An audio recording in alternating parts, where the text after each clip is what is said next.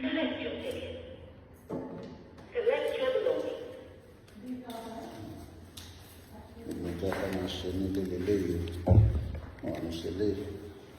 Cost anything, but I want to go on in Nigeria.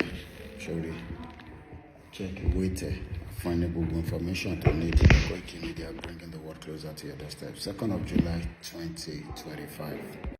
Nigeria kò lè ever ṣiṣẹ́ ẹ máa sọ fún wa pé ká shut up.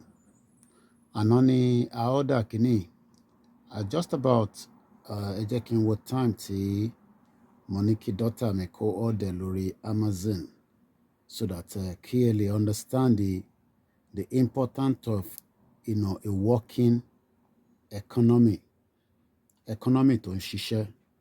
Now mo fẹ́ ká wo message rí pé this is the time tí mo ní kí daughter mi kó order kìíní lórí Amazon exactly almost 7 p.m. local time lálẹ́ àná ni 1st of July 2025. Koiki Media bringing the world closer to your doorstep. And look at the item itself has now been delivered. So if we are saying that small businesses will strive when you have a working economy, and this is the item on Amazon, Morani Ano was even £3. What to reduce it, you see £2.97.